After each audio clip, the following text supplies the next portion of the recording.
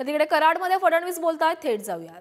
आणि आमदार छत्रपती शिवेंद्र बाबा भोसले मंचावर उपस्थित, बदनराव दादा मोहिते, आनंदराव नाना पाटील, बाबू कवळेकरजी, नरेंद्र पाटीलजी, जगदीश जगतापजी, धैर्यशील कदमजी, विनायक भोसलेजी, विक्रम पावसकरजी, मनोज घोरपडेजी, राजेंद्र पाटीलजी, चित्रलेखाताई कदम, सम्राट महाडिकजी, विक्रमबाबा पाटणकर, सुनील काटकरजी, सर्व कृष्णा परिवाराचे सदस्य आणि या ठिकाणी मोठ्या संख्येने उपस्थित असलेल्या माझ्या माता भगिनी आणि बंधूंनो, आज खरोखर अत्यंत आनंदाची गोष्ट आहे की कृष्णा परिवाराच्या वतीने या ठिकाणी कृषी आणि औद्योगिक महोत्सवाचं आयोजन करण्यात आलं। आत्ताच आमचे उदयन महाराज बोलत होते आणि बोलता बोलता ते असं म्हणाले की बाबा ही रणजीची टीम आहे आणि मला बाहेर ठेवू नका।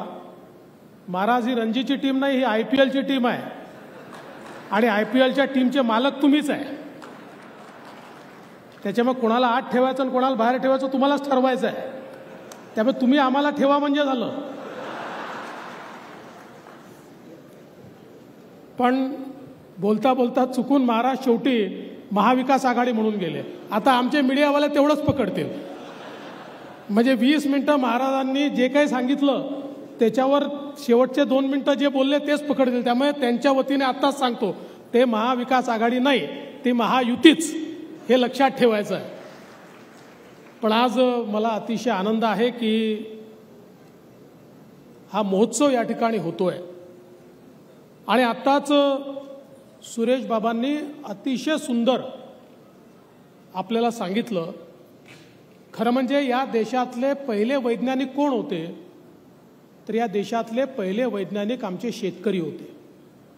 ज्या शेतकऱ्यांनी खऱ्या अर्थानं काळ्या आईमध्ये प्रयोग केले आणि त्या प्रयोगातनं सोनं पिकवलं, त्या प्रयोगातनं आपल्याला अन्नधान्याच्या समृद्धीकडे नेलं, त्या प्रयोगातनं आपल्याला वस्त्र मिळतील, आपल्याला अन्न मिळेल, ही व्यवस्था उभी केली। आणि हे सगळं करत असताना अतिशय शास्त्रशुद्ध पद्धतीनं वर्षानुवर्ष आम्ही शेती केली आणि म्हणूनच एक काळ असा होता की आमचा शेतकरी समृद्ध होता।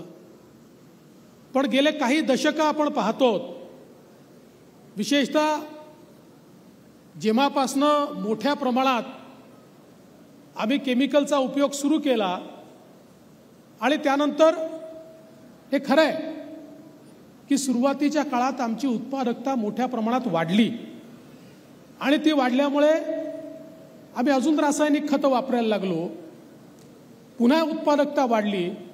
पण करता करता शेवटी जे नैसर्गिक नसतं ते फार काळ टिकत नाही आणि तीच अवस्था झाली। आपल्याला माहिती आहे की एखादा पैलवान जेव्हा तयार होतो त्यावेळी त्याला खूप मेहनत करावी लागते, पण आली